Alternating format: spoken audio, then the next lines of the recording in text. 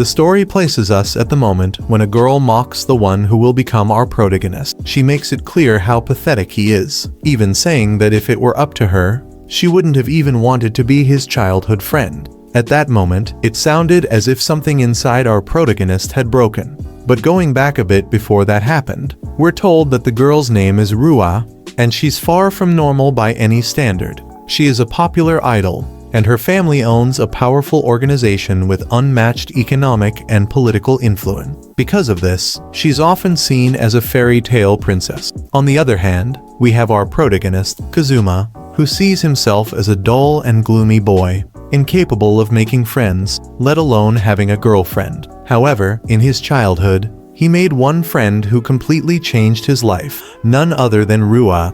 By coincidence, they never drifted apart, and this led Kazuma to become her most loyal companion, living his life in Rua's shadow. As time went on, he kept telling himself that he didn't need to be special like Rua always made him feel. What Kazuma truly wanted was to make friends and get a girlfriend like a normal person. He even told Rua this once, to which she replied that he should know his place and appreciate the opportunity she gave him, because if he weren't her childhood friend, he'd still be a nobody. Years went by, and in high school, Kazuma was still Rua's pet. It's worth mentioning some unusual scars across his body. Without dwelling on it too much, one day he receives an unexpected message from a classmate inviting him to a group outing. Somehow, this girl knows that Kazuma wants to make friends and get a girlfriend. Despite barely having interacted with her before, Kazuma tells himself that if he truly wants to change, he must take the first step bravely to reach the perfect life he dreams of. So he goes to a hair salon and buys new clothes, trying to bring out the best version of himself. With that done, the time comes to go to the meeting point, a karaoke place. But as he opens the door to the room where everyone is gathered, he is met with laughter. Unexpectedly, Rua appears and encourages everyone to mock him, then comments on how pathetic his attempt to change his appearance is.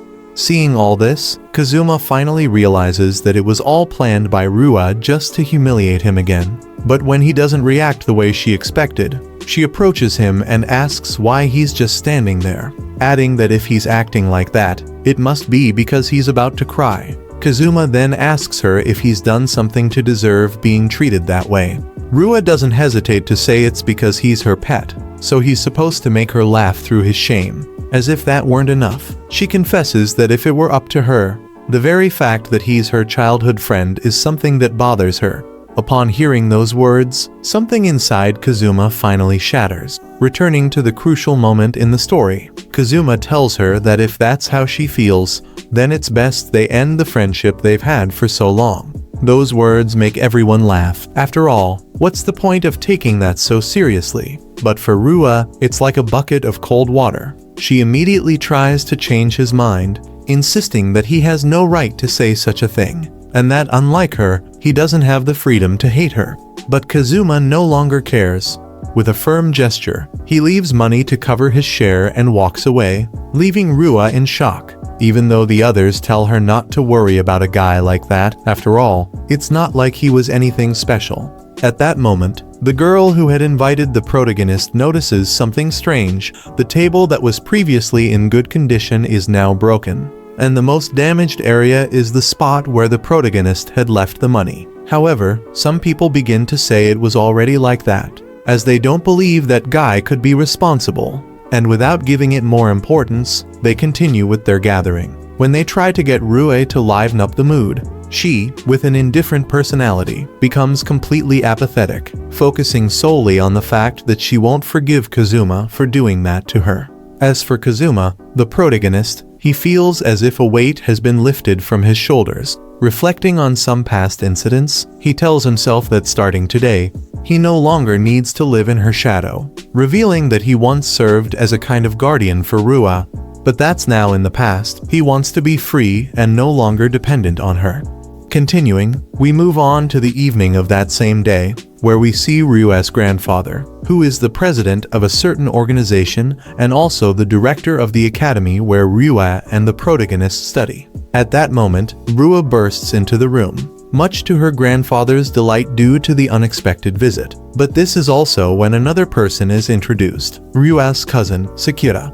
Despite the important matters being discussed, Ryua brings up that Kazuma did something horrible to her. He told her that they should end their friendship. This is apparently the first time he has ever acted that way toward her. Sakura suspects that perhaps Ryua did something truly awful to make Kazuma react like that. But Ryua clarifies that it wasn't anything that bad. She merely reaffirmed that he's her pet and also said that being her childhood friend is annoying to her. Upon hearing that, both Sakura and the grandfather think it's understandable that Kazuma got angry. Ryua then insists she wasn't being serious, she was just a little upset because ever since they started high school, Kazuma hasn't stopped saying that he wants to make friends and get a girlfriend. To them, this seems like perfectly normal behavior coming from him, but Ryua refuses to accept it. Raising her voice, she declares that she's the prettiest girl in the world, and therefore, Kazuma should settle for just her and not be with other girls, because after all, she's the only one in the world who understands him and even knows that he loves her. And based on that, she says that she loves him too. After this declaration, her doting grandfather immediately takes Ryua's side, and as always, the protagonist ends up being blamed for everything. However, Sakura points out that if Ryua really wants to fix things, she should at least talk to Kazuma and be honest about her true feelings, otherwise, she'll just keep pushing him further away. She's even at risk of never returning to their usual relationship. But Ryua refuses to change her mind and insists that she'll be the one to fix things. We also learn that Sakura is actually the protagonist's teacher, which further ties him to Ryua's family. Knowing this, Ryua asks Sakura to convince him to apologize, and if that weren't enough, she wants Sakura to force him to somehow confess to her, as she's tired of just being his friend. In response, Sakura asks her grandfather if he wants Kazuma to become Ryua's husband, to which he enthusiastically agrees. After all, he sent Kazuma to be with her to teach him martial arts and other disciplines in preparation to eventually hand over leadership of the organization. That's how we learn that the protagonist hides a background not many people know about. From a very young age, he has always stayed in the shadows of Ryua as part of his assigned task, never standing out in order to maintain a low profile. However, Sakura knows that if he ever decided to take things seriously, the protagonist would be someone incredibly successful and would attract attention in everything he does. She even mentions that, despite keeping a low profile, he has won the hearts of some girls, but he always ends up ignoring them. With all that explained, Ryua and her grandfather are in complete agreement that Kazuma is the one chosen to carry on the family's legacy. However, Sakura reminds them that they still need to fix the small problem Ryua caused. By now, it's possible that Kazuma has decided to leave them behind. Because of that, he may no longer feel the need to suppress his power, which could lead to serious problems not just in sports and academics, but also in love. Moving on to the next morning, Ryua hasn't changed her unpleasant attitude toward Kazuma at all. She even places a mocking sign on his desk, and now our protagonist must face the consequences of having defied her.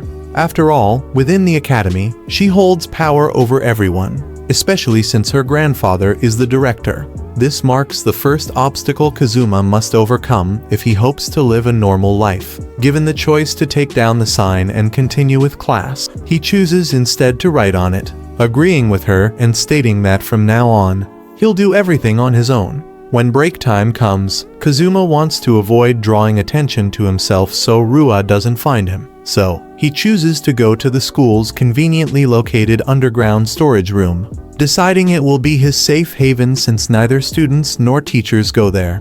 But when he opens the door to the storage room, he unexpectedly finds a girl who, at that very moment, is in the middle of changing clothes. Naturally, upon seeing Kazuma, she screams at the shocking encounter, marking the beginning of days that will no longer be peaceful for him. Meanwhile, back with Ryua, she presents herself to the public as an idol well known by many. She goes on to post on a popular platform about something that's been bothering her lately. A few days ago, she went to karaoke with some classmates, just girls, but among them was one killjoy who spent the whole time looking downcast. Then, out of nowhere, that person said they were leaving, even though they had just arrived. That sudden action completely ruined the mood. Sharing this with her followers, Rua gives them advice: don't act that way, and try to put yourself in other people's shoes so that everyone can have a good time when they're with you. Changing topics, Rua announces exciting news. She's been given a new job where she'll debut in a group alongside a new voice actress named Manhwa.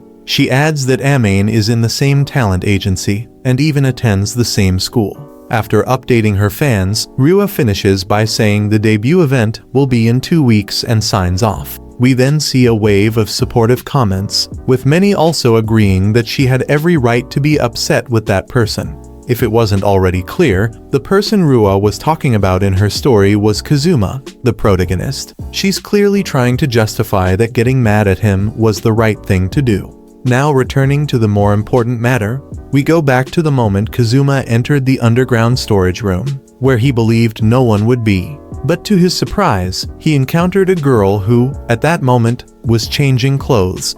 Standing outside, he apologizes to her and takes the opportunity to introduce himself. The girl then tells him her name, and we find out that she is Manhwa, who we'll now refer to as Amain. Once she finishes changing, she allows Kazuma to come in. He still can't stop thinking about how he's not the only one who knows about this quiet place. But setting that aside, Kazuma has another question, and this time, without holding back, he asks Amain why she was changing clothes there instead of using the dressing room. Faced with that, she, very nervous, responds that she was actually looking for a place to practice singing and dancing, because she has a live event coming up. So, remembering that this place existed, she prepared everything in order to rehearse. Additionally, she goes on to tell the protagonist that she is a voice actress.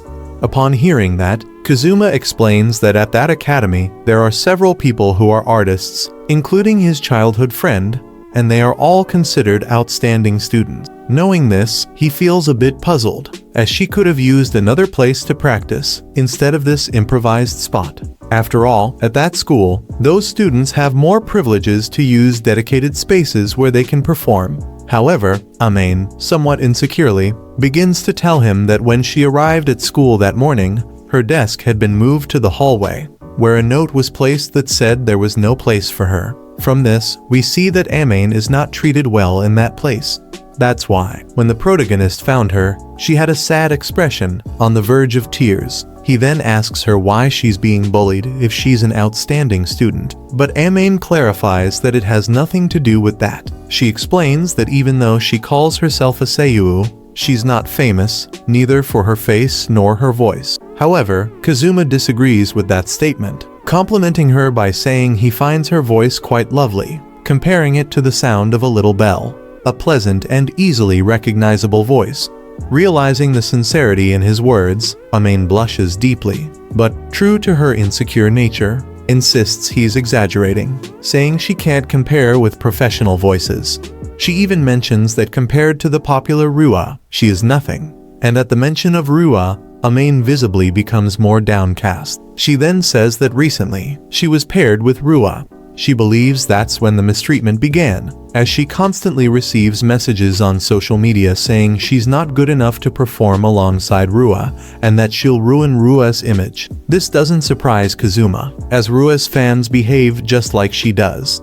That's when the protagonist asks how she ended up being paired with that pig, but the derogatory nickname upsets Amain, as she warns him that if someone hears that, it could be the end for both of them. Still, the protagonist doesn't care in the slightest and proceeds to calm her down. Amain then explains that it was her agency's decision, as they found the pairing interesting. However, this deeply affected her, and she hasn't stopped comparing herself to Rua. She sees herself as too ordinary and gloomy and believes she can only ever play a supporting role beside her. Upon hearing this, Kazuma thinks Amain is being too hard on herself, though something about all this feels suspicious. The agency backing her is connected to the organization run by Rua's grandfather, and knowing that, it's no surprise they'd support their favorite. Even so, the protagonist still wonders why the agency would pair Rua with someone who is just beginning to stand out. He suspects there might be a plot to make Rua shine even more by making Amain look worse. But suddenly, at that moment, Amain says that even if she has to play a secondary role, she is willing to make the most of the opportunity. At the very least, she doesn't want to be a burden, so she'll give it her all. As she vents to Kazuma, he sees the determination in her and decides to help her practice, even if he can only offer opinions from a beginner's perspective. He also thinks to himself that this will be a good chance to avoid being found. Amain bursts with joy upon realizing that at least someone supports her in that place. With a smile, she tells the protagonist that from now on, she's counting on him. In response to Amain's gesture, the protagonist can't help but compare her sweet demeanor with the miserable time he has spent with Rua. And speaking of her, Kazuma receives several messages from Rua asking if he saw the video she made, since all her fans are supporting her and saying he was incredibly insensitive for treating her that way. She adds that maybe in her next video she should mention his name so that all her fans start harassing him. She demands that he come to her quickly if he doesn't want that to happen, and even says she's willing to forgive him if he kneels before her. But upon reading those messages, the protagonist refuses to be manipulated into crawling back to her, so the best thing he does is block her. That way, he doesn't have to worry about her nonsense anymore. Later, during the next break, Kazuma goes to meet up with Amain, even bringing her a bottle of water to continue rehearsing. However, at that moment, he runs into Rua, who demands to know where he's been all this time. Kazuma pays her absolutely no attention, but she insists on knowing why he's treating her like that and why he blocked her. After all, no one should ever do such things to her. Seeing that he doesn't say a single word, Rua convinces herself that maybe it's because he finally realized how beautiful she is and is now too nervous to even look at her. But fed up with hearing her voice, the protagonist walks away as quickly as possible, leaving her talking to no one. As he does so, Rua's followers stop him and demand to know why he's ignoring her, saying it's disrespectful. That's when the protagonist sizes up the situation and notices that the one who stopped him is the future star of the baseball club. He wonders why this guy doesn't have anything better to do than stick to Rua. Shouldn't he be spending his time training instead? Without even saying a word to him, the guy takes it personally and throws a punch at the protagonist. However, Kazuma dodges it in a single move, swiftly positioning himself behind the attacker with a hostile aura, causing the guy to feel genuine fear. At that point, the protagonist calmly tells him that he needs more training. Infuriated, the guy tries to strike again, but this time, Rua stops him. She says that she is the only one allowed to bother Kazuma, and that the only condition under which others can harass him is if she gives the order, which she hasn't. So she warns the guy not to get involved, or there will be consequences. That ends the scene, and the protagonist finally speaks to Rua. She becomes overly excited, believing he's finally forgiven her. But Kazuma can already see how smug she's become just for that small interaction. That's when he makes it clear, the person who once allowed her to bully or even stalk him no longer exists. He won't let himself be manipulated or made to feel inferior by anyone, not by her, or by anyone else, so he asks her not to bother him anymore. With that, he says goodbye, leaving Rua shocked. And even though we see her hurt by his words, the truth is that she's enjoying how cool Kazuma looked. Her love for him only grows stronger. After that incident, a week passes. During this time, the protagonist and Amain have developed a better understanding of each other. Thanks to Kazuma's support, Amain has started to develop certain feelings for him, and she doesn't miss the opportunity to tell him how amazing he is. In such a short time, he's helped her improve her movements. Those words of gratitude don't go unnoticed by Kazuma, especially since this is the first time someone has ever thanked him for something he's done. Though he doesn't feel like he's done anything extraordinary to deserve it. Still, with more work to be done for Amain's dance performance, Kazuma notices her slightly hunched posture. Taking advantage of the moment, he suggests she try imitating a cat to stand out more in her choreography. And just as Kazuma suspected, he found a weapon of mass destruction that wins you over with its adorableness. Seeing the path clearly, Amain realizes she can take on the role of that character to stand out within the group. The protagonist, already excited, was about to ask for a costume to be designed in line with that idea, and at first Amain agrees. However, she suddenly changes her mind, having realized that the agency wants to make Rua the standout, and what they proposed wouldn't suit her.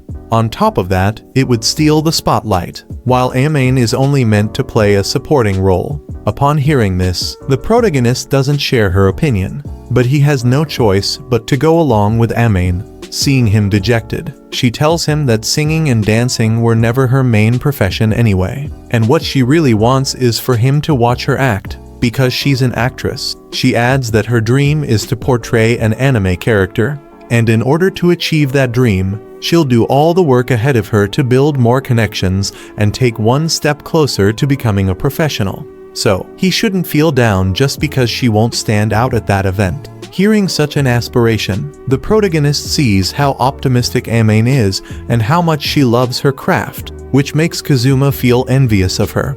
Yet, without revealing his own toxic tendencies, he tells her he has no dreams or goals, because he truly doesn't have any. That's when Amain asks him if there's nothing he would like to do.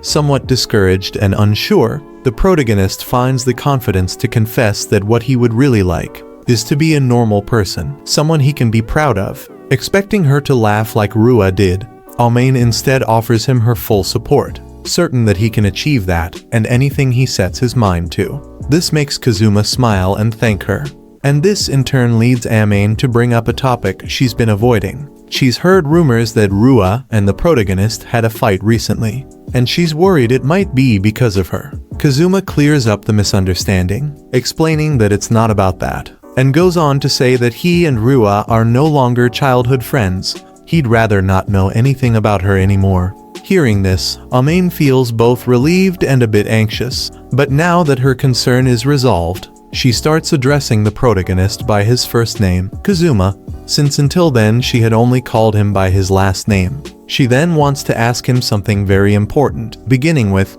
"Do you want to be my?" But before she can finish, Rua shows up, completely ruining the moment, revealing that she had been investigating the protagonist all week and discovered that location.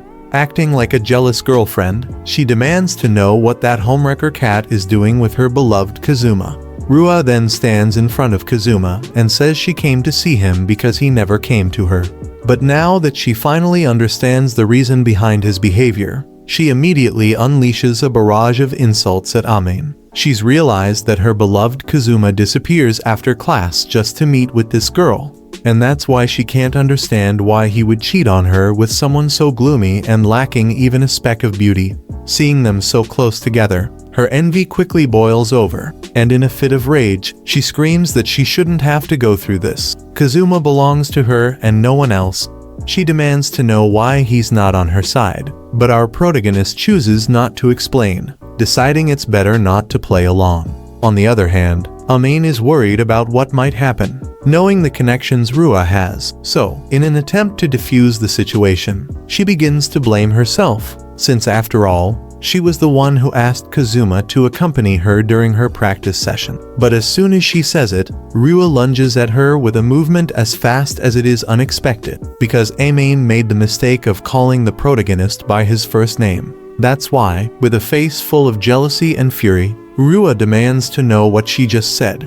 Amain tries to fix her mistake, but it's already too late. Consumed by jealousy, Rua doesn't hold back and ruthlessly puts Amain in her place, telling her she'll never get close to Kazuma.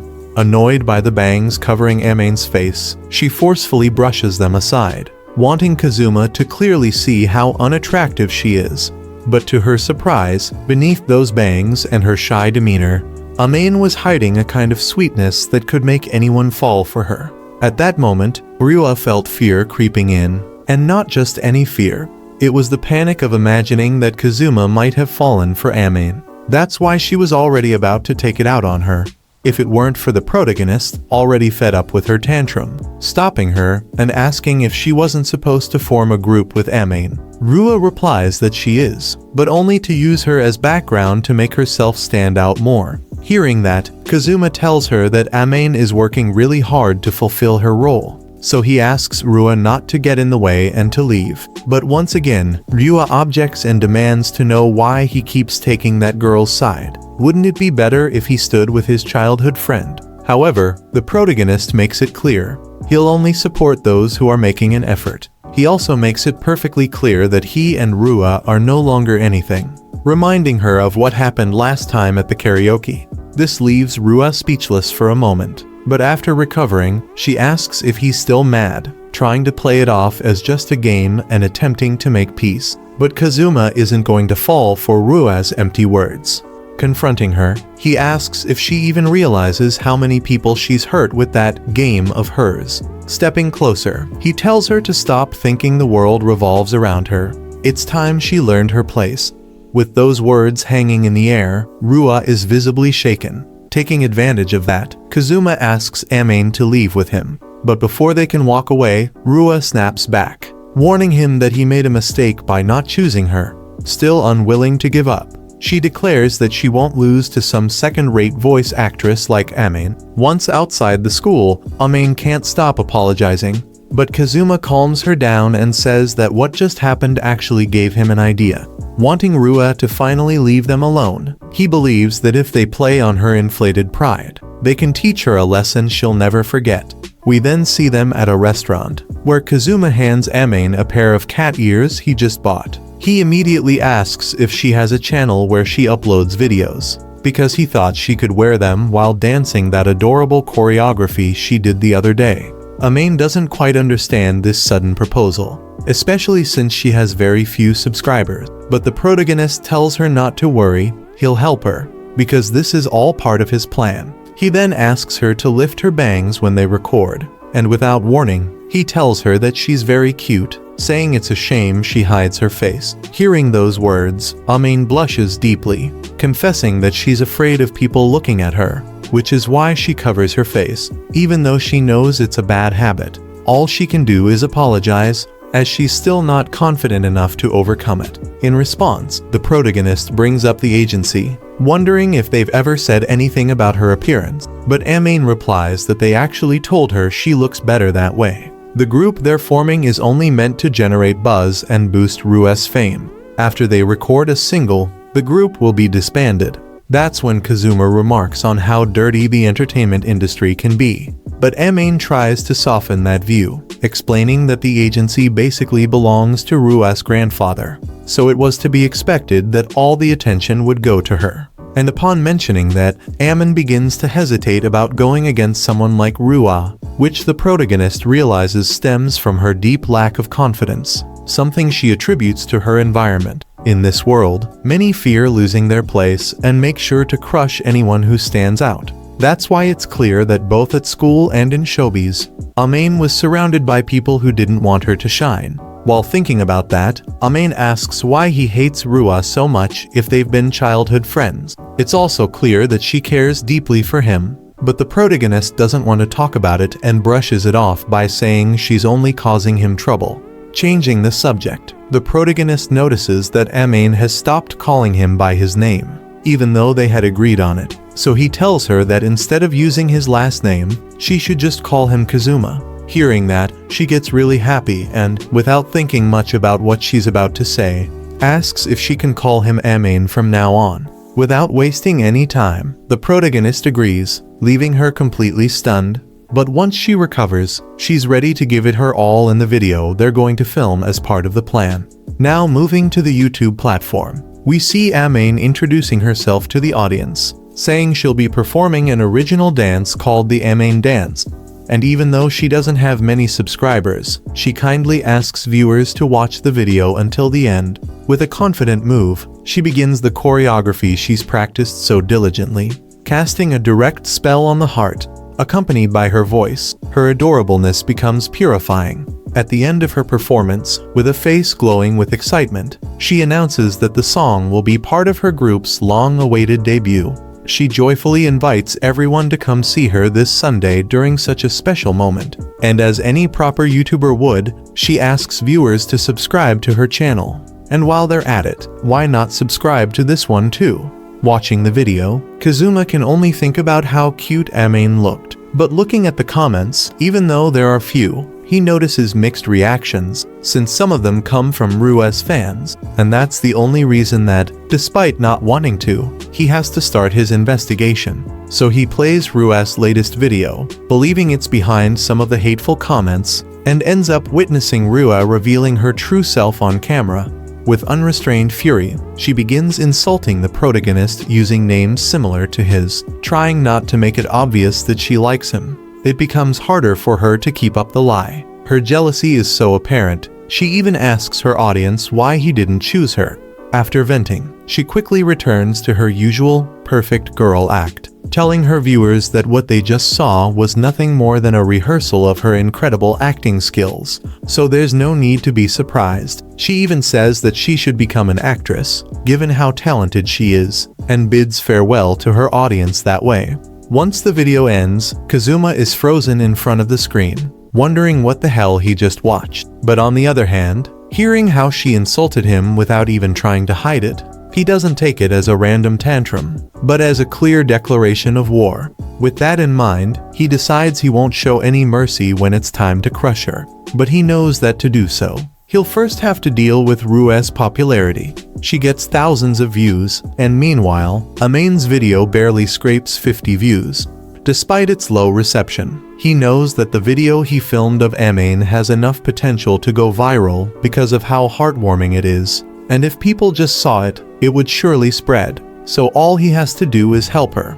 And by making a post, it's revealed that our protagonist, despite being a quiet guy with no friends, is totally different online. It's mentioned that some time ago, hoping to practice his social skills and move toward a more normal life, he started interacting online, looking for a place where he could belong and feel less alone. This would lead, quite unexpectedly, to him becoming the sub-leader of a fairly large clan, having made some useful contacts along the way. With that in mind, we move forward a few days, where we see that Amain arrives to meet him, just as surprised as she is puzzled, because in only 3 days, the video she thought would flop suddenly went viral, so she asks Kazuma if he had anything to do with it. The protagonist replies, saying he helped spread it a little, but he clarifies that it was quite easy to make it stand out since it was all thanks to her talent. Those words make Amain blush because for the first time, she feels what it's like to have someone who believes in her.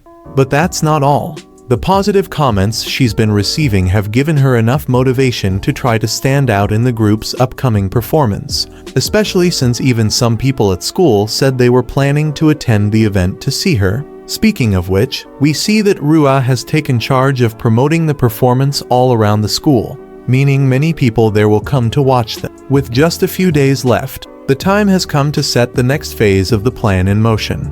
Now they have to wait for Rua to take the bait they left. And sure enough, it doesn't take long before Rua shows up at the storage room to interrupt them, wearing a pair of cat ears, because she saw Amain's video. As Kazuma expected, she completely fell into their trap, acting overly confident by emphasizing her cuteness with the accessory, showing that she now believes there's no way she can lose. So confident is she that, in a sudden outburst, Rua challenges Amain to make the event a cat ear battle, expecting the audience to decide who the cutest is. And it's precisely in that moment that everything makes sense. The real goal of the plan was for Amain to get up on stage wearing cat ears and dazzle everyone with her choreography. Therefore, Kazuma already knew how Rua would react after seeing the video go viral. After all, as her former childhood friend, he knows her perfectly. It's clear she's currently suppressing her frustration at having lost the spotlight. So, with everything prepared, it's time to begin the rebellion against Rua. On the long-awaited day of the event, Kazuma runs into Amain, surprisingly far from the dressing rooms. When he asks, she explains that Rua threw a tantrum with the manager, refusing to share the same space. As expected, they gave in to her demands, leaving Amain with an empty room that barely qualifies as a dressing room. But looking on the bright side, at least Rua won't bother them. Kazuma then encourages Amain, saying that as long as she performs the way she always does, everything will go well. He's seen her practicing all those days, and he asks her to believe in herself. His words make her want to ask why he's doing so much for her, since she doesn't feel like she deserves it. That's when Kazuma tells her he thinks school can be a bit suffocating with its preferential treatment toward top students. And while he knows this happens in many places, their school is blatantly elitist. That's why he believes that if Amain could achieve something without being part of that privileged group, it might break a hole in the system. though in truth, that wasn't his main reason. Without overthinking it, Kazuma admits that, seeing how hard she worked, he simply wanted to help her. There was no deeper reason. Then, pulling out a pair of cat ears, he tells her that he made them himself just for her. He had been looking for a style that would suit her, but after some searching, he thought it would be quicker to make them himself. Ame blushes at the sudden gift and promises to give it her all. Just then, Kazuma gently stops her and brushes aside her bangs, letting her face show completely, because he knows that, in that moment, no one will be able to outshine her. However, Ame still doesn't feel ready to show herself in that way. But that's when our protagonist tells her that he also tried to change his image, because the day he was invited to karaoke, he had the courage to go to the hair salon, and doing so made him feel as if he had been reborn. He thought that by changing his appearance, everyone would see him differently. But in his case, all he got was people pointing at him and laughing. Because of that experience, he can say with full certainty that Ame is different. She can shine brighter than anyone, because she has a big dream and has worked incredibly hard to achieve it. Just then, there's a knock at the door, announcing it's Ame's turn to go on stage. Kazuma, offering her his hand, gives her one final push of encouragement, telling her she shouldn't stay in Rua's shadow, because now that she's gained confidence, he's sure she'll win over all the fans. Motivated by those words that sparked her courage, Ame steps onto the stage, getting a little closer to the dream she's wished for so long. Meanwhile, Rua is already on stage, beginning her performance with a thank you to the audience. As expected, the crowd doesn't stop praising her, especially for the striking catgirl costume she's wearing. Hearing all those compliments, she can't help but feel even more superior to Ame, and letting a bit of arrogance show, she starts the debut of her group's song without delay.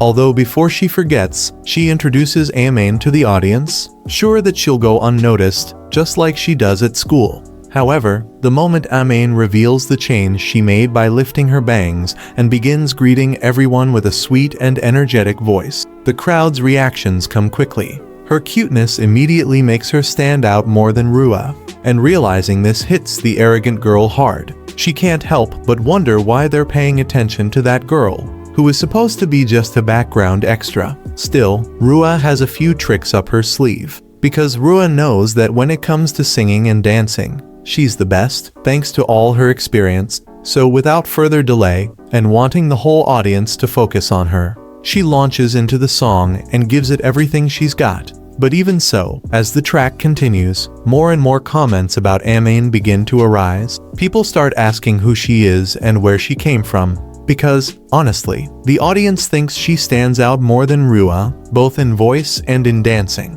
While all this is happening, we see that Kazuma had already foreseen Rua's defeat. He explains that she thought she could win by turning this into a singing and dancing competition.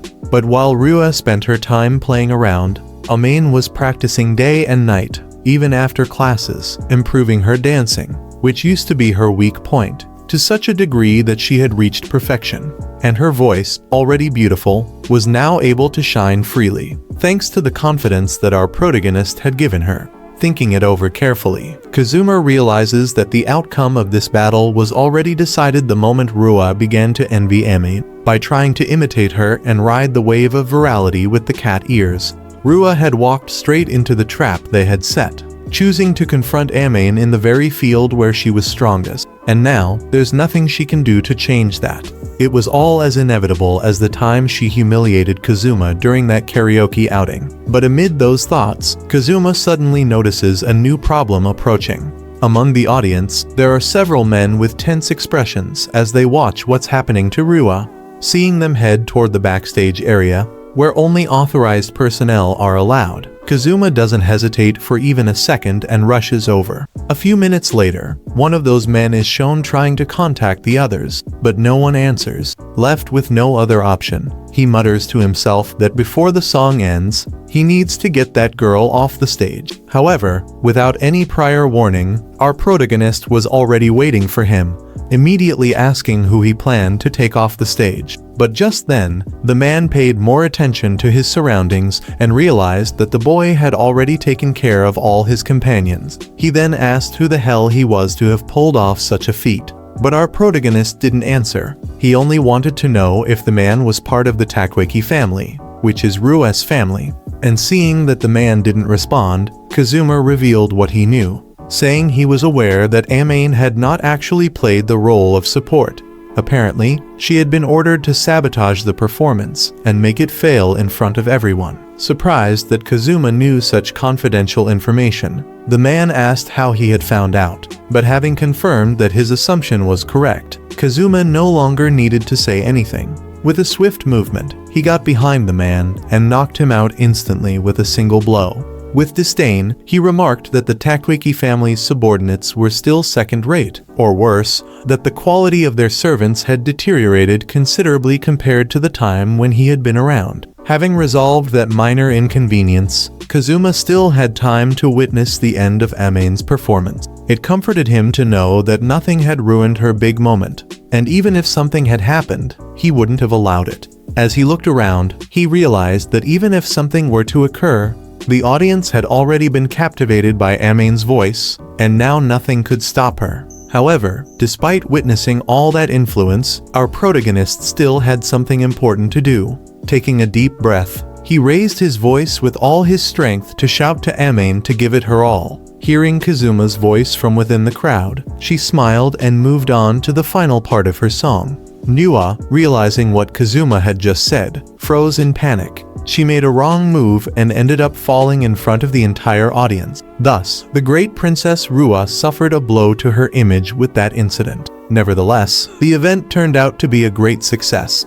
The next day, as expected, all the major entertainment media only published articles praising Rua's performance, and yet, nowhere was her fall mentioned. Leaving aside things we are not interested in knowing, there was also no mention whatsoever of Amane's performance. This could only be the work of Rua's family organization, which, as expected, used their dirty tricks to cover up the mistakes. Even so, the light that Amane now radiated could no longer be ignored. Thanks to social media, videos showcasing her talent were shared, and everyone at school began to see her differently. As we can see, the praise for her performance didn't stop. Seeing this, our protagonist was happy for her, because with the popularity she was gaining, none of those who used to bully her, not even that girl, could mess with her so easily again. Speaking of Rua, it seems this affected her deeply. After suffering such humiliation and being the cause of Amane going viral, she had no choice but to swallow her envy. She now had no option but to stay on the sidelines to avoid causing further scandals. As a result of all this, people could no longer ignore Amane. Thanks to her talent and constant effort, her popularity would only continue to grow. However, Kazuma knew that when that moment came, his own existence might become a burden for her. After all, with Rua completely obsessed with him, his closeness to Amane could become an obstacle in her path. After all, that woman still had enough connections to sabotage Amane if she wished. With that thought in mind, Kazuma saw no other option but to distance himself from Amane, if that meant not standing in the way of her dream. Thus, choosing separate paths, he told himself that at the very least, he would continue to watch over her from afar. But just as Kazuma decided to quietly walk away, Amane noticed him and, not caring about the people around her, stopped him with determination, and immediately pushed through the crowd just to approach him and greet him good morning. However, that wasn't the only reason she stopped him. Gathering her courage, she asked if they could continue practicing together after school, just as they had been doing until now. But upon hearing that, Kazuma considered the proposal unnecessary, since the event had already ended. That's when Amane explained that she had been contacted for an audition for a new anime, this time by a different agency than the one she was currently with. For that reason, she had been seriously considering switching agencies. She no longer wanted to continue as an idol. Instead, she wished to fully dedicate herself to working as a voice actress. That's why she wanted to keep practicing her acting with him. But Kazuma, hesitating, tried to explain the problems that might cause. However, the moment he said her name, Amane interrupted him, saying that from now on she didn't want him to call her Amane, but Mana, since that would be her new stage name. Witnessing the scene, everyone around them was left speechless by the nature of their relationship, particularly Rua, who was also present and now consumed by uncontrollable jealousy. demanded to know what that woman was doing with her beloved Kazuma. Back to our pair, Kazuma questioned Amane about the evident change in her personality, since ever since he had lifted her bangs, she had been acting with a confidence that left no trace of the shy girl she used to be. To that, Amane responded with total honesty, directly blaming him for lifting her bangs. Letting her true feelings show, she made it clear she wasn't afraid of success and told him he needed to take responsibility for having awakened this new version of her. At that moment, she stepped in close to him and hugged him without hesitation. Upon witnessing the scene, Ryua fell into deep despair, and that emotional blow made her realize the overwhelming advantage Amane had over her, causing her to faint on the spot. After all, she now had absolutely no chance of winning Kazuma back. Following Amane's performance, it was revealed that her popularity had increased significantly, and between her new job as a voice actress and her school responsibilities, her schedule had become so packed that the protagonist barely had a chance to see her. Even so, he couldn't help but notice the commotion caused by what had happened at the school gate, as everyone now referred to him as the gloomy guy Amane liked. And Ryua must also be mentioned, because the rumors about her reaction to seeing Amane approach Kazuma made it clear to everyone that even the school's princess had feelings for our broda.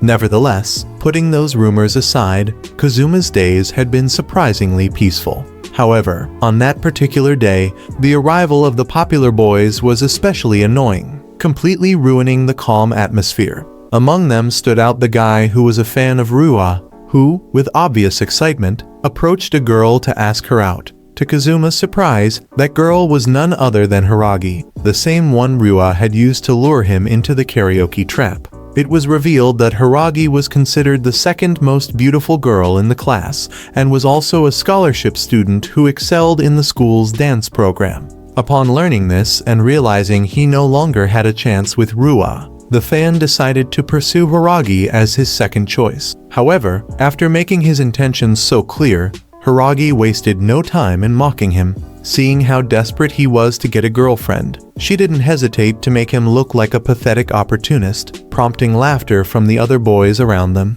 Despite the humiliation, he persisted and asked her for a chance. It was then that Hiragi, with a sarcastic smile, revealed that she already had a boyfriend, leaving the boy completely bewildered and humiliated once again, as no one had mentioned that to him before. Though she showed a hint of pity for him, and with that air of grandeur that always accompanied her gestures, she let him know that there might be a chance, but only if he met a very specific condition. She said she only dated guys with money, and therefore wouldn't rule out breaking up with her current boyfriend if someone more competent came along. Upon hearing that, the boy tried to play his last card, claiming that he did have money, thinking that inviting her out for tea would be enough to impress her. But such a gesture meant absolutely nothing to her. Showing off her designer handbag, she said it was a piece from the latest season, and that her boyfriend had bought it for her without even asking the price. So, if he truly wanted a chance with her, he would have to invite her out for tea at least 10 times just to match a gift like that. And with that statement, she rejected him mercilessly, earning the laughter of everyone who witnessed the scene. Meanwhile, Kazuma showed no interest in the conversation at all, but having that noisy crowd in the classroom was irritating, especially because, being the popular boys, they could raise their voices as much as they wanted without anyone saying a thing. However, despite their behavior, what bothered him even more was noticing that they had taken over the seat of a girl who only wanted to sit and read a book. It was that injustice that pushed him to act, because unlike before, when he restrained himself to avoid going against Ryua, this time, he had no intention of staying silent. So, standing up, he walked straight toward Hiragi and, catching her attention, politely pointed out that the seat wasn't hers and kindly asked her to move. At first, Hiragi was completely stunned that someone would dare call her out, but she quickly recovered, reacting with hostility toward Kazuma. Raising her voice, she coldly told him not to speak to her as if they were acquaintances. As to her, he was nothing more than a lonely loser. Even so, Kazuma remained calm and reminded her that the bell was about to ring, and that it would be best if she returned to her seat, though that wasn't enough to make her back down. With arrogance, she declared that she would do whatever she pleased. With that look of disdain in her eyes, Kazuma concluded that Hiragi's rejection of him had begun long ago, recalling her cold demeanor during the karaoke incident. So, realizing that words wouldn't be enough, he decided to make her understand through actions. Without hesitation, he picked her up in front of everyone like a princess, causing Hiragi's hateful expression to turn into one of utter embarrassment. The entire classroom fell into stunned silence, as everyone struggled to process what Kazuma had just done. While the others remained frozen, our protagonist casually told the shy girl with glasses that she could now take her seat, stepping aside gently to give her space. But as soon as Kazuma put Hiragi down, she exploded with rage, unable to accept that a nobody had dared to touch her. Screaming, she shouted that she wouldn't allow Rua's lapdog to get away with humiliating her like that. However, in the midst of her yelling, the situation took an unexpected turn. Rua suddenly appeared in the classroom. Witnessing the scene and hearing the insults directed at Kazuma, she immediately walked over to Hiragi and, placing a hand on her shoulder with a look of absolute contempt, coldly asked what her precious Kazuma had done to deserve such insults. Nevertheless, Kazuma didn't get carried away by the moment. Despite Rua's intervention, which completely intimidated Hiragi, one only had to look at her to know she was expecting harsh consequences. Kazuma didn't see it as a gesture of reconciliation, but rather something that no longer held any value. Without even thanking her, he made it clear that he didn't want her meddling in his affairs, firmly reaffirming that he had no intention of returning to her side,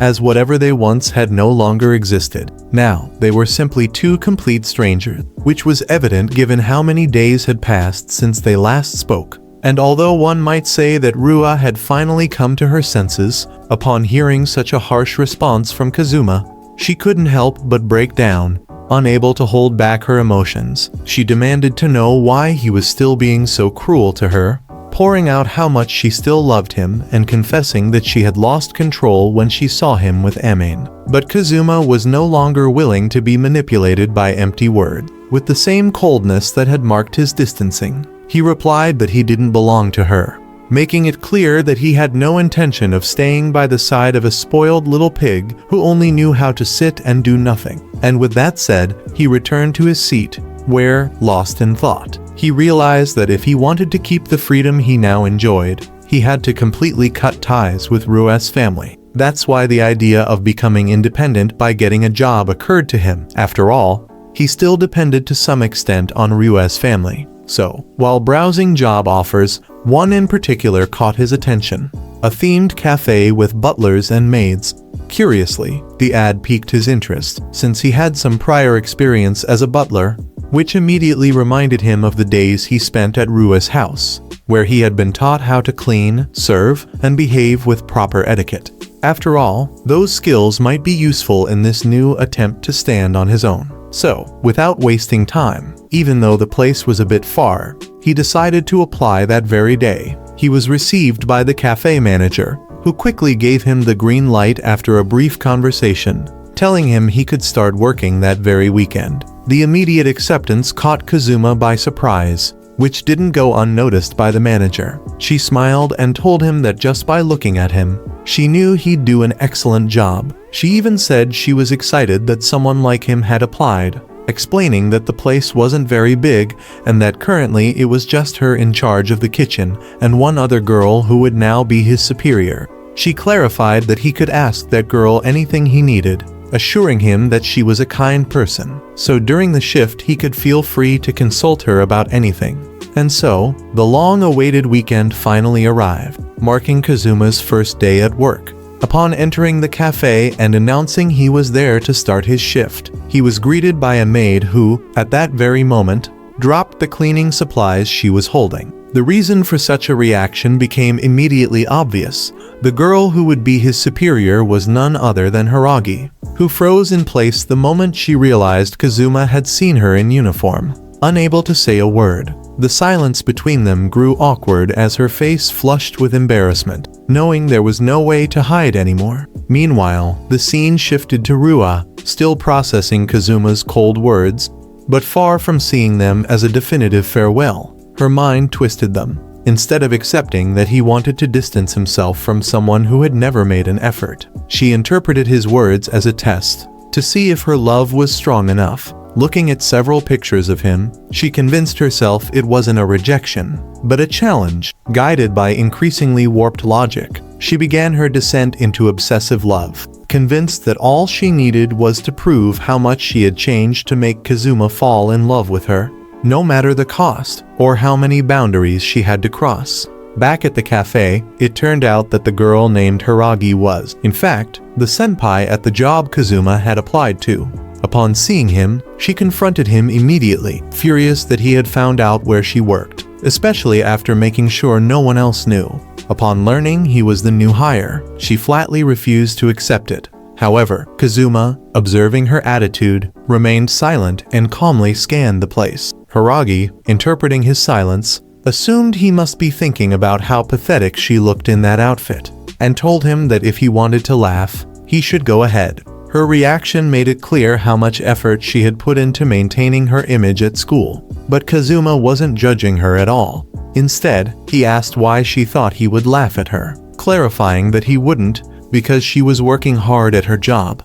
His words caught her off guard, and she immediately reacted like a classic tsundere, claiming that it's not like she was putting in effort or anything, and that she was only there for the money, doing the bare minimum. However, Kazuma had already looked around the place and noticed how meticulously she had been cleaning, pointing out how spotless everything was, although Hiragi tried to downplay it, saying someone else would have done it if she hadn't. Her excuses fell apart when Kazuma told her he admired the way she worked.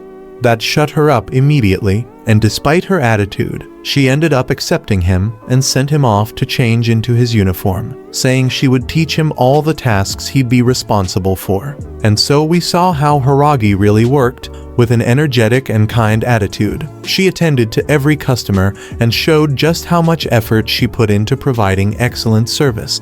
Kazuma hadn't expected it. Her behavior was completely different from what he knew at school. More than that, it didn't seem like she was forcing herself to be polite or faking kindness.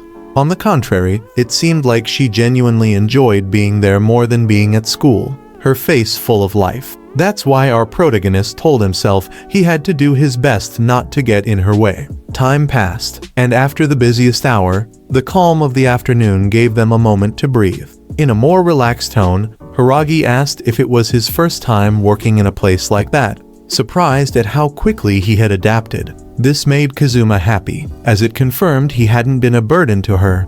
She even clarified that, far from being a nuisance, she should be thanking him for the support he had given her. But then she suddenly stopped. Without warning, her explosive attitude returned, and she declared that she couldn't get along with him, pointing out that they had been enemies ever since he ended his friendship with Rua. Upon hearing this, Kazuma confirmed that it was true he had cut ties with Rua, but that didn't mean she had to treat him with hostility.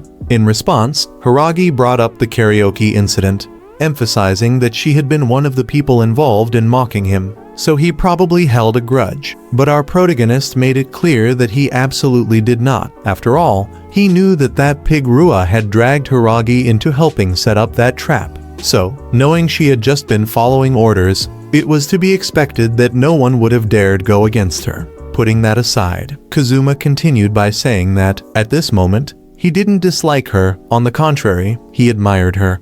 Seeing her do things with such energy and dedication, carrying out her tasks so meticulously, made him happy to have her as his senpai. Those words made Hiragi react and forget the issue with Rua and her differences with Kazuma.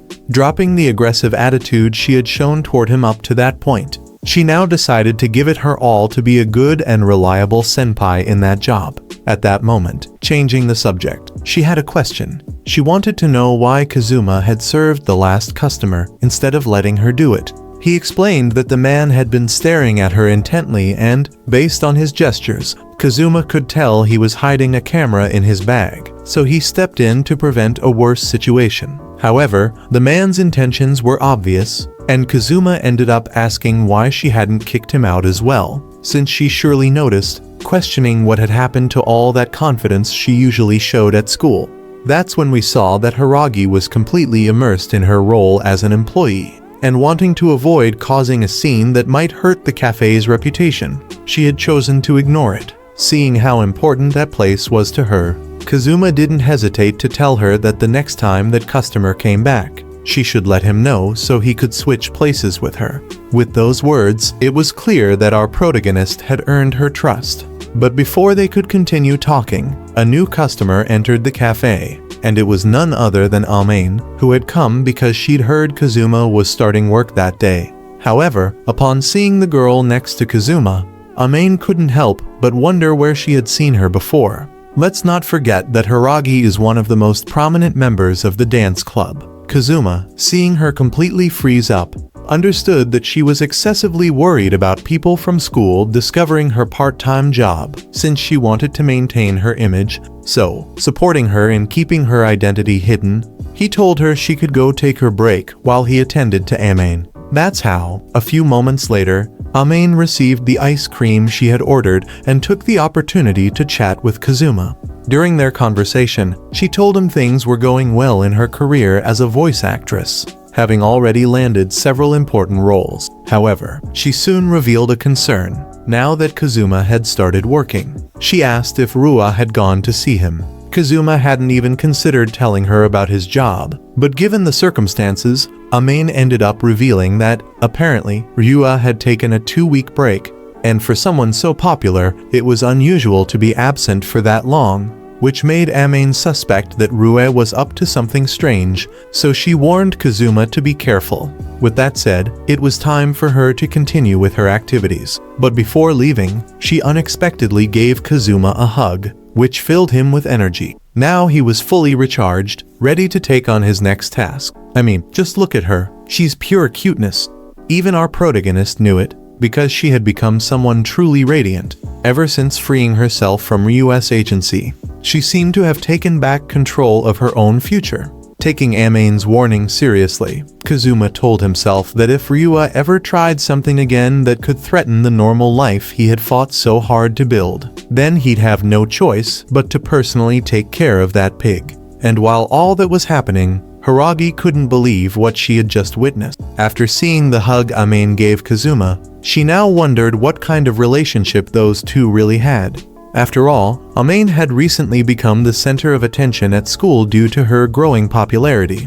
And although Hiragi remembered hearing rumors that she got along well with Kazuma, she had dismissed them as false at the time. However, after witnessing that scene, she couldn't help but feel uneasy, especially because, despite their good relationship, Kazuma had gone out of his way to help her stay hidden, which made her wonder if maybe Kazuma was actually a good guy. Then we returned to Ryu's channel, where, in a more reflective tone than usual, she mentioned that she had recently learned something from a friend, that the most important thing is effort. After giving it some thought, she ended up agreeing, and now she was wondering what kind of effort would be meaningful to her.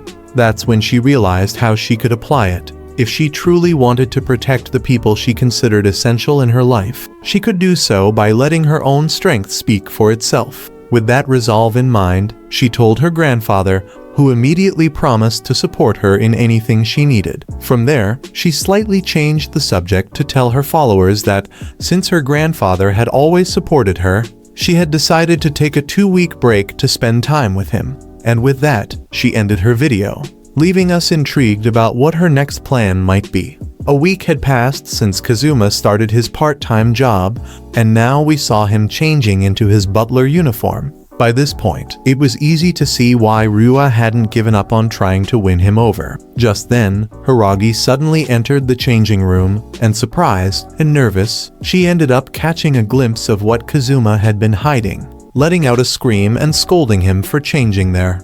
But it's not like Kazuma had many options. Technically, that was the girls' changing room, but there wasn't one for boys, since apparently, he was the first male employee to ever work there, making incidents like that inevitable. Later, once Hiragi had calmed down, she asked him if he was okay. Having noticed that his back was covered in scars, Kazuma, without going into detail, told her they were from a long time ago, and not to worry about them. Once his condition was confirmed, Hiragi took the opportunity to admire his muscles, clearly captivated, and began asking questions like whether he was part of any sports club or followed a special workout routine. Kazuma humbly replied that he used to train a little, but he wasn't in any club at the moment, and to avoid revealing more about his past, he changed the subject and asked her if she was interested. Hiragi was speechless for a moment and, thinking he was teasing her, bluntly told him not to flatter himself so much, saying she was used to seeing things like that, and even pointed out that she had a boyfriend with whom she had already done everything. Playing along, Kazuma apologized for assuming she was embarrassed, admitting that she was right. She clearly was an adult with romantic experience. Putting that aside, they began their shift at the cafe. It was mentioned that today, their manager had left them in charge of the place, as he had gone home early with a cold. Despite that, they managed to keep everything under control. After getting through the busiest hour of the day, only the cleaning remained. However, a group of troublemakers appeared at the cafe, and one of them didn't hesitate to include the waitress as part of his order. It was clearly a cliché, some guy trying to flirt with the waitress, so Kazuma decided to let Hiragi handle it, remembering how easily she used to deal with guys like that back in school. However, it seemed that when working, she took on a much sheer personality compared to the cold attitude she usually displayed at school. This made the protagonist quickly wonder if, once again, she was holding back because she was dealing with a customer. But just then, the guy in front of her quickly crossed the line, trying to lift her skirt and blackmailing her by saying she should cooperate if she didn't want him to make a scene in the cafe. Even the men who were with him suggested she give in, warning her that he was a karate master and not someone to mess with. With other customers now paying attention to the situation, the man tried to intimidate everyone by showing off his strength. He attempted to break a bottle, but ended up just tossing it into the air. Kazuma effortlessly caught it and walked straight to the table where the troublemakers were, placed the bottle down, and in a single motion, showed them how it was really done. His presence radiated such intensity that the customers applauded as if it were a spontaneous performance. But the thugs, stunned by the display, weren't going to stay quiet. Their leader raised his voice at Kazuma, saying he shouldn't get cocky just for cutting a bottle. That didn't make him strong. He was about to attack when Kazuma, with lightning speed, struck him in the throat and knocked him to the ground. No one noticed how it happened, making it look like the guy had fallen on his own. Without giving him a chance to respond, Kazuma calmly ordered him to keep quiet in the cafe and reassured him not to worry about the bill. He'd cover it himself with his wages as compensation for the hit. However, leaning in close to the guy, Kazuma warned him in a dark tone never to return to the cafe and to stay away from Hiragi. Hearing that threat, the man had no choice but to flee, followed by the rest of his group. With the problem resolved, Kazuma asked Hiragi if she was okay. Without saying a word, she gave him a shy hug, telling him not to get too full of himself over what he did, that she was about to give those guys a proper scolding, but he beat her to it. Witnessing this scene, the regular customers at the cafe started calling Kazuma a hero, pointing out that those guys had already caused a lot of trouble in the area. Some even joked with Hiragi, saying she did well to get herself such a wonderful boyfriend, which embarrassed her so much that she could barely correct the misunderstanding, insisting to the customers that he wasn't her boyfriend. Amid all this, Kazuma noticed a man who seemed completely uninterested in what had just happened. But time passed, and eventually it was time to close. While they cleaned the last tables, Kazuma apologized to Hiragi, saying that it looked like the regulars had misunderstood and assumed they were a couple. This time, however, despite her usual tsundere behavior, she told him it wasn't a big deal and, to his surprise, even tried to apologize for how arrogant she had been, admitting that he had indeed saved her from those guys. However, before she could even finish, Kazuma interrupted her, saying he was stepping out for a moment because it looked like a customer had forgotten something. He was going to try to catch up with him to return the item. While she waited for him at the cafe, she wondered why she could never be honest with her words. Meanwhile, Kazuma caught up with the customer, telling him he had forgotten something. The man checked his belongings and confirmed he had everything. Keys, phone, and wallet were all there. He asked Kazuma if perhaps he had made a mistake, but Kazuma showed him a small device he had found on the man's table, one that looked suspiciously like a spy microphone. The man remained silent for a moment, then claimed it wasn't his and tried to act like it belonged to someone else, insisting that there were dangerous people in the area and things like that weren't unusual.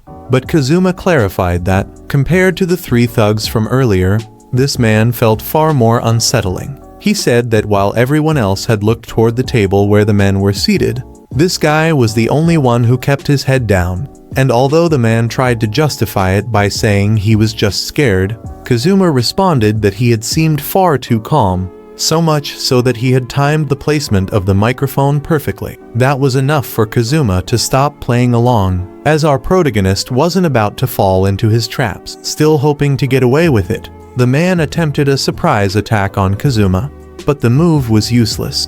The protagonist dodged it effortlessly and, with a single motion, pinned him down. Cornered, the man gave a forced smile, as if what was happening only confirmed something he had already suspected. He commented that this was exactly what one would expect from the genius of the proud Takayachiki family, revealing that the legends about Kazuma being the strongest among the 10 prodigies weren't unfounded. Those words made it clear that Kazuma's past, the one he had tried for so long to leave behind, had finally returned to interfere with his attempt to live a normal life. Back with Hiragi, who had seen Kazuma go after a customer who had supposedly forgotten something, she couldn't help but comment on how incredible the protagonist was.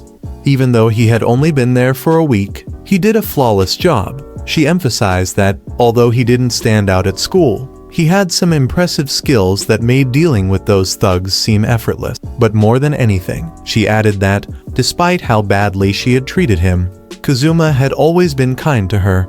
That, along with the time she had spent getting to know him, made her finally want to tell him the truth she had been hiding. So, when he returned, she wanted to talk to him. At that moment, the scene returned to Kazuma, who was still holding the man down, just after he mentioned that the protagonist was the strongest among the 10 prodigies of the Takayachiki family. Kazuma realized this man had been sent by Rua, and it seemed she had been gathering information over the past few days with the clear intention of eliminating all the girls around him. Kazuma asked the man about this, but he refused to answer.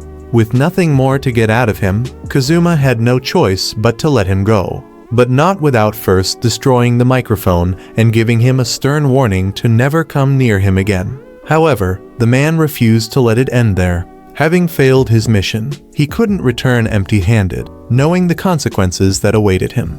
With no other option, he decided to face Kazuma directly. Pulling out a knife, he declared that if he managed to defeat a legend of the underworld, maybe his life wouldn't be completely ruined, provoking Kazuma even more. He said that once he was done with him, he would go torture the girl he left behind at the cafe to earn Rua's favor. But Kazuma remained unfazed by the threats, forcing the man to attack. Just as he was about to land a blow, Kazuma effortlessly deflected it. Before the man could recover, Kazuma made him stumble and threw him to the ground. Then, our protagonist told him that just this once, he would spare his life, and advised him to sever all ties with the Takayachiki family, just as he had done.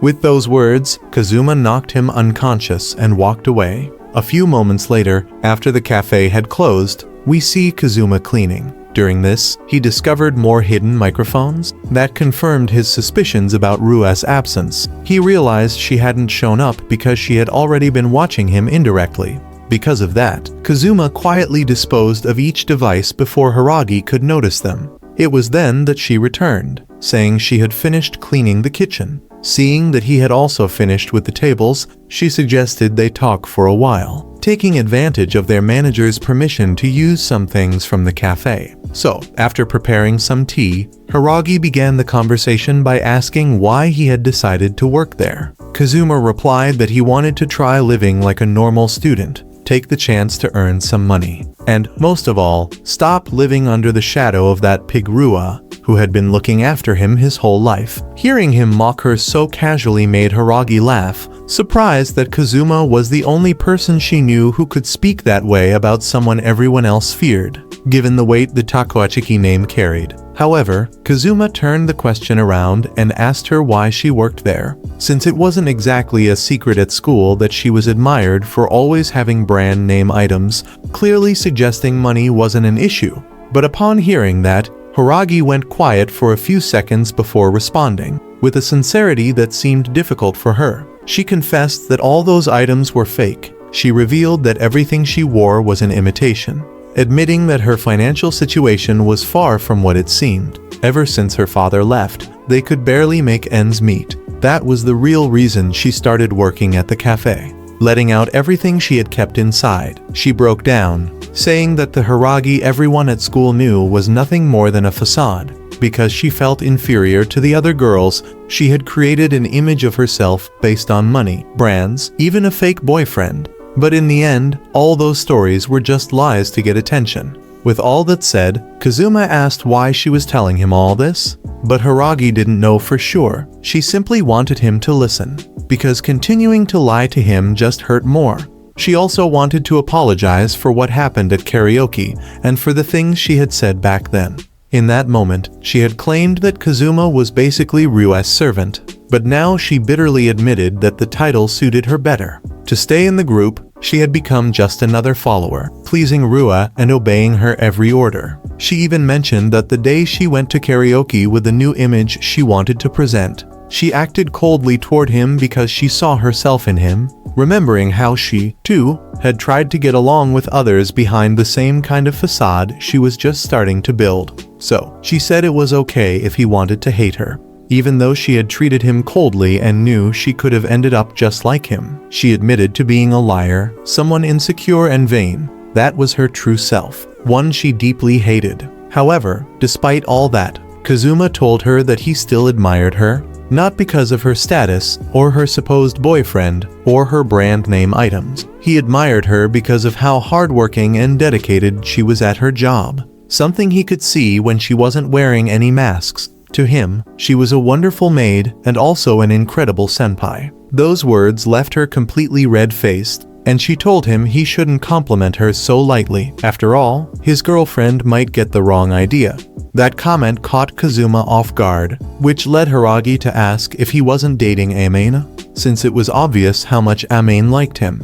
But the protagonist simply said they weren't dating. Though Hiragi didn't believe him, it was obvious how close they were when she visited, and there were rumors that they spent a lot of time together. It was then that Kazuma admitted they were somewhat close, but that it was more than just a simple friendship. Hearing that sent a wave of happiness through Hiragi, who, once that misunderstanding had been cleared up, asked him if he was truly not dating anyone. Because, if that was the case, she wanted to know if someone like her could try being with him. But before she could finish asking that question, the door burst open. Ryua appeared at the entrance, accompanied by another girl who followed behind her. As she walked into the cafe, she greeted Kazuma in an overly sweet tone, noticing that the other girl, the thief, was also present. Ignoring that, she commented on how long it had been since they last saw each other. But now that she had cut off communication with her servants and the microphone signals had disappeared, she came to see him, asking if he could finally recognize how much effort she had put in for him. As expected, her attitude had taken a drastic turn. From being a spoiled girl, she had become a stalker willing to do anything to get Kazuma's attention. To further prove her supposed devotion, Ryua explained that she had even borrowed a special item from her grandfather to accomplish her goal. That's when she introduced Jinakami Rei, one of the newest additions to the Takayachiki family's group of 10 prodigies. Despite her short stature, her reputation preceded her. She was said to be incredibly strong, and Kazuma could confirm it just by looking at her.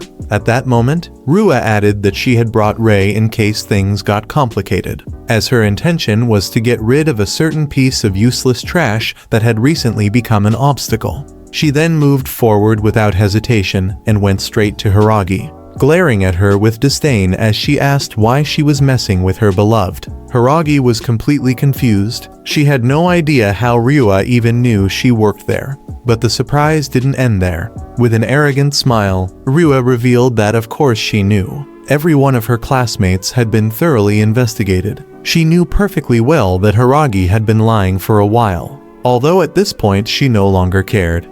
In fact, she confessed that she had allowed those lies simply because she found them amusing. However, now that Hiragi had dared to get close to the boy she liked, Ryua had to declare war on her, and not in the sweet, romantic comedy way seen in other manga.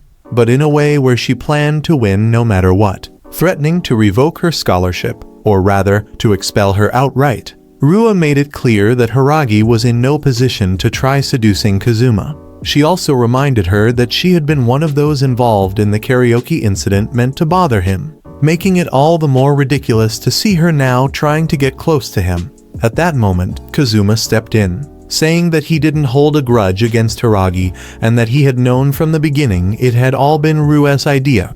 But upon hearing that, Rua immediately ordered him to shut up, insisting that this was a conversation between girls and that if he really wanted to stop her, he would first have to face Rei. Continuing her conversation with Haragi, Rua said the lies she told were pretty funny, recalling one in particular where Haragi claimed to have had a date with her boyfriend at the bay, after which he walked her home and kissed her goodbye. Just remembering it seemed so ridiculous to Rua that she confessed she had to put in a lot of effort not to laugh out loud in front of everyone. To top off the humiliation, she threw it in Haragi's face that she knew perfectly well that Haragi had never had a boyfriend in her life. Hearing how Rua mocked Haragi, Kazuma didn't just stand by, avoiding a direct confrontation with Rua so that Rei wouldn't step in. He simply took Haragi by the arm and, without hesitation, kissed her.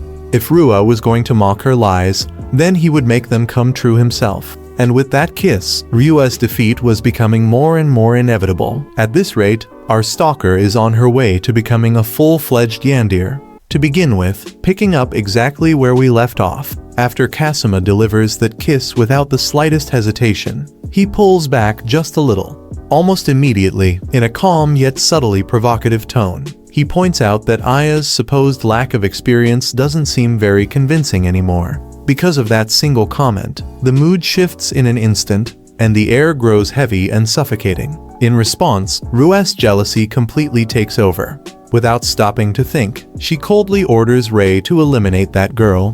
For Rei, who has lived her entire life as nothing more than a tool, questioning an order is never an option.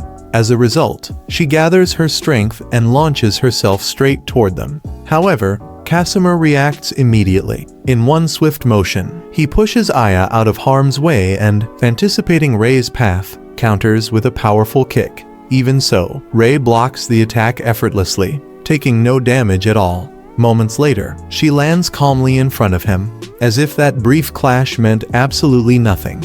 Meanwhile, Aya can only watch in silence, trapped between fear and confusion, unable to fully understand what's happening. At that point, Kasuma deliberately provokes Rei, openly challenging the newest member of the 10 elites. By pretending to underestimate her, he clearly strikes a nerve. But before anything else can happen, Rua steps in, snapping Rei back to reality. Once again, she orders her to ignore Kasuma completely, reminding her that her only mission is to eliminate the so-called homewrecker cat.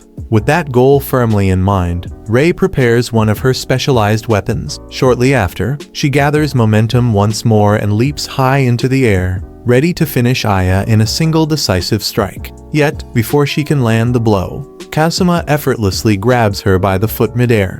Without giving her any chance to react, he yanks her down by the hair, treating her like a rookie assassin. That's when something unexpected happened. Rei smiles. In fact, she looks like she's enjoying the situation. In that instant, Kasuma realizes the truth. Having been treated as a tool her entire life, clashing with a powerful opponent might be the only freedom she's ever known. Taking a more serious tone, Kasuma urges her to sever all ties with the Takawachiki family. Naturally, Rei questions why she would ever do such a thing. In response, Kasuma reveals that he was once just like her. Because he understands her suffering firsthand, he tells her that she has a choice to be free, just as he once chose. Going even further, he offers her a place to start over, suggesting she could work for him and experience a normal life. Hearing this, Rei briefly turns her gaze toward Aya. At the same time, Aya begins to question who Kasuma truly is. Suddenly, Rua breaks the moment, shouting in desperation for Rei to hurry up and finish the job. When Rei doesn't respond, Rua accuses her of disobeying orders. At that accusation, Rei's expression hardens, and her bloodlust returns. Seeing this, Kasuma immediately realizes that things won't be resolved so easily. After all, it took him years to escape the grip of that family. Because of that, he prepares himself, ready to protect Aya at all costs. Just then, an unexpected presence arrives. Standing beside Rua, we're introduced to her cousin, Sakura. As previously hinted, she turns out to be Kasuma's former master, belonging to another branch of the Takayachiki family, the one responsible for taking out the trash. Almost instantly, it becomes clear how respected Sakura is, as she's the only one capable of standing up to Rua. After apologizing for the chaos her cousin has caused, Sakura points out how casually Rua is talking about killing Aya, and worse, about using a Takayachiki weapon like Rei to do it. She then warns her that she's gone too far, reminding her that Rei was meant to serve as protection, not an executioner. Subtly but firmly, Sakura adds that if their grandfather were to learn that Rua used his authority to eliminate a friend, he might begin to question her character. Faced with that unspoken threat, Rua panics, suddenly terrified of losing everything she's been given. Sensing her hesitation, Sakura presses the advantage and calmly offers a deal. She'll keep everything a secret, as long as Rua apologizes and returns home without causing any further trouble. In the end, though clearly unwilling, Rua finally agrees to comply. Swallowing her pride, she forces herself to apologize to Aya for nearly ordering her execution. Seeing this, Kasuma is left completely stunned. In his own thoughts, he repeats that this is the first time Rua has ever apologized to anyone. Naturally, he can't help but wonder whether she truly reflected on her actions at all during the time he was gone. Soon after, Aya steps forward as well, apologizing for having lied for so long. Surprisingly enough, Ryue accepts that apology. However, she makes it very clear that her forgiveness ends there. Lying is one thing, but getting close to her beloved Kasuma is another matter entirely. Once again, she loses her composure and threatens Aya, proving to Kasuma beyond any doubt that Rua hasn't changed in the slightest. Before the situation can escalate any further, Rei intervenes, physically dragging Rua out of the shop to put an end to the chaos. Meanwhile, Sakura remains behind, taking the opportunity to speak privately with Kasuma. Without wasting time, Sakura gets straight to the point and asks whether he intends to return to the Takayachiki family. In response, Kasuma calmly states that he has no intention of going back. Seeing how firm his resolve is, Sakura warns him that their grandfather won't give up so easily. His obsession with forcing Kasuma to marry Rua runs so deep that he's willing to use every ounce of power he has to make it happen. Even so, Kasuma couldn't care less about that so-called minor inconvenience. After all, he already anticipated this outcome. That's precisely why he chose to sever all ties with the family in the first place. What he truly wants isn't power or status, but a normal, peaceful life. Hearing this, Sakura bursts out laughing, admitting that she expected nothing less from him. Although she remains doubtful that he'll ever truly obtain the quiet life he desires, she decides it's time to part ways. Before leaving, she adds that next time, she'd like to return as an ordinary customer. Kasuma replies with a smile, promising her a special service worthy of her status. Still, Sakura quickly tempers his enthusiasm, reminding him not to get his hopes up, because the next time they meet, they may very well be enemies.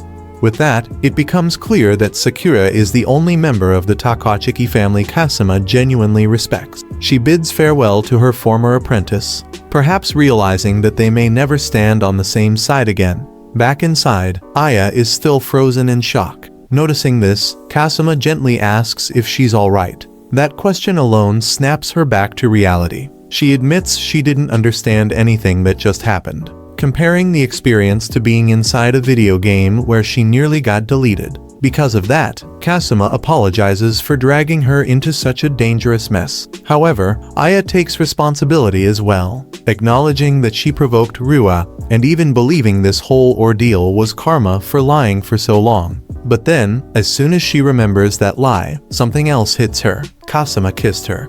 Immediately, her face turns bright red, trying to change the subject. She thanks him for protecting her instead. Then, picking up their conversation from before Rua interrupted, she asks why he's always so kind to her, especially when she doesn't even feel worthy of being his friend. Kasuma hesitates, admitting that he doesn't really have an answer. He confesses that he's never had friends before. so he doesn't even know what normal looks like. Still, he tells her that he respects her for who she is, and to him, that's more than enough reason to get along with her.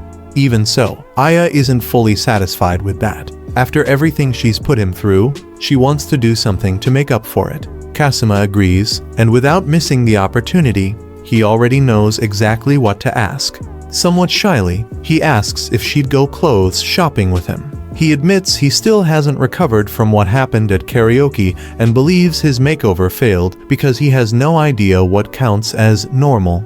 Because of that, he wants her help finding a style that actually suits him. Without hesitation, Aya happily takes his arm and says she'd love to help. Smiling brightly, she's already imagining how to turn him into the coolest guy imaginable. Kasuma, on the other hand, would be perfectly satisfied just looking normal. However, when he continues calling her by her surname, Jiragi, Aya stops him and asks that he use her first name instead, adding that she'll do the same for him. When Kasuma finally says Aya, she gathers the courage to bring up the kiss again.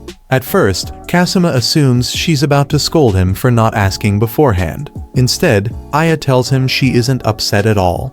In fact, since it was her first kiss, she simply wishes it had been a little more romantic. Hearing that, Kasuma realizes this is an easy fix. Without hesitation, he gently pulls her close and kisses her again. But even that isn't enough, as Aya shyly asks for one more. And just like that, she confidently declares herself in the lead in the race to win Kasuma's heart.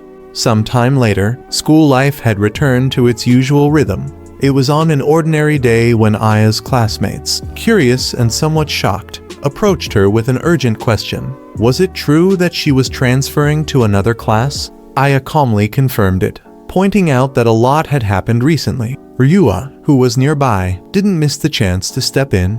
With an arrogant smile, she backed up Aya's statement and remarked that indeed, too much had happened. Then, she added that Aya would not only be switching classes, but would also have to retake the exam for special students, and if she failed, she would lose her privileged status and become an ordinary student. With a clearly mocking tone, Rua asked if Aya was really okay with that, and if she could even afford to pay tuition without the benefit of the special scholarship. Despite the provocation, Aya responded with an unshaken smile. She assured them it wouldn't be a problem, as she was confident she would pass the exam. Then, turning her gaze toward Rua, she looked at her with unwavering determination. The atmosphere immediately shifted, and a silent tension settled over the classroom, so heavy that even the nearby students could sense the rivalry between the two.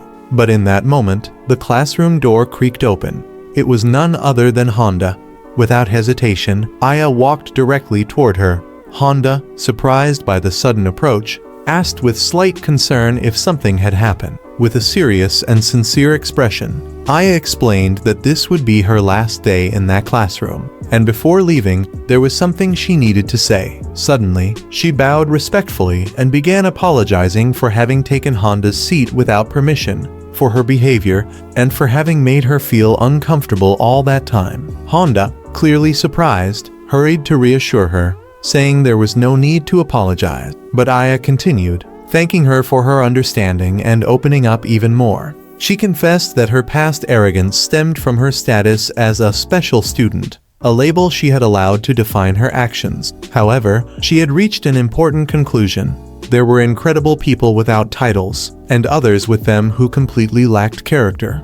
Once again, she expressed her regret, but before the moment could settle, Rua interrupted, her voice loud and laced with sarcasm. She mocked Aya's supposed transformation, questioning where that good girl act had suddenly come from after deceiving everyone. Her words caused confusion among the classmates, some of whom demanded to know what she meant. Feigning innocence, Rua asked if they truly hadn't noticed it yet. According to her, Aya had been hiding something all along. But just before Rua could say more, a firm voice broke the tension.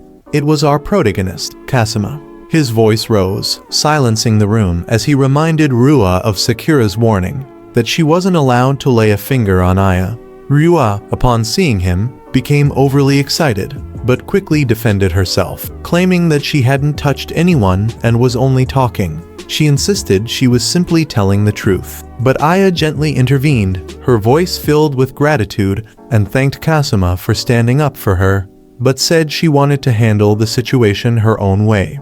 Her composure surprised Kasuma. Turning to her classmates, Aya took a deep breath and made her own confession. She bowed deeply and revealed the truth. Her family was not wealthy. In fact, they were going through financial hardship, and she worked several part-time jobs just to support herself and continue studying. The story about a college boyfriend was completely made up. She had lied, and for that, she offered a sincere apology. With raw honesty, Aya continued explaining how she had always followed Ryua's example, hiding in her shadow out of fear and social pressure. But that chapter of her life was over. With a firm voice, she declared that she would no longer let that fear control her, and she stated that from that moment on, she would no longer see Ryua as someone superior, but simply as an ordinary person. As soon as those words left her mouth, Ryua's expression twisted with irritation. She exploded, demanding to know what the hell Aya was talking about. But Aya responded calmly, explaining that she had been observing Ryua for a while and had realized just how excessively spoiled she had become, pampered to the point of inflating her ego beyond reason. Ryua, confused and defensive, asked what the hell Aya was trying to say exactly. The classroom had fallen completely silent, and everyone was watching the scene intently. Then came Aya's surprising response. She said that what Ryua really needed was a friend she could be honest with. That left Ryua utterly bewildered, her eyes widening in disbelief. Then Ryua began to mock her, saying she didn't need anything like that. But Aya didn't flinch. With firm conviction, she declared that she would be her friend, whether Ryua liked it or not. Watching from the side, the protagonist couldn't help but feel amazed by Aya's strength of character. Despite everything Ryua had done to her, the offenses, the tension, Aya still had the heart to forgive her and even offer her friendship. In that moment, she didn't just seem brave, she seemed extraordinary. However, Aya wasn't done yet. She smiled and said they could be friends, but only if one condition was clear: she had no intention of giving up on Kazuma. The classroom fell into absolute silence as Ryua stood frozen. Kazuma, equally stunned, stared at her in disbelief. Aya continued, explaining that although friendship might be possible, when it came to him, they were rivals. With confidence, she walked straight up to Kazuma. She looked him in the eyes and warned him to be ready, then without hesitation, took his arm and kissed him on the cheek. It was a bold act, a declaration of intent. Smiling, she declared that she didn't plan to lose, neither to Ryua nor to Amen. The classroom erupted into chaos. First came a wave of stunned silence, followed by a flood of whispers and complaints, especially from the boys, who murmured that first Amen had stolen the spotlight, and now Aya had done the same. As for Ryua, she was no longer simply irritated. She seemed possessed by pure fury. Her anger boiled over, and she shouted that she would destroy Aya. Sometime later, Ryua found herself face to face with Sakura. She demanded to know what she could do, but Sakura interrupted her. She reminded Ryua that destroying others was not an option. She mentioned that she had turned a blind eye once, but next time, there would be consequences. Furthermore, Sakura added that Ryua could no longer rely on Rei. That strategy was over. This news frustrated Ryua, who insisted she had no choice and had to stay close to Kazuma, since more and more girls were starting to approach him, and the last one had even kissed him on the cheek. Sakura, slightly amused, offered a suggestion. She told Ryua that maybe she should do the same, but the idea was immediately rejected. Ryua firmly refused, saying there was no way she would make the first move. Then, in her classic tsundere style, she added that maybe, if Kazuma asked her nicely, she might consider it. Sakura, watching the blushing girl in front of her, let out a long sigh, saying that maybe it was time to try a new approach. So she told Ryua that instead of trying to dominate others, why not approach Kazuma in a way that would genuinely please him? Why not focus on what made him happy? That way, she might finally stand out among all the others. Hearing this, Ryua fell silent, clearly lost in thought. Seeing her like that, Sakura immediately asked if something was wrong. But Ryua's silence broke into a smile. She pointed at Sakura and said she was absolutely right. With renewed energy, Ryua announced that she was going to visit her grandfather, so she had no time to waste. She said goodbye and disappeared with determination, leaving Sakura behind, not entirely sure if Ryua had truly understood the advice and wondering whether she would be okay.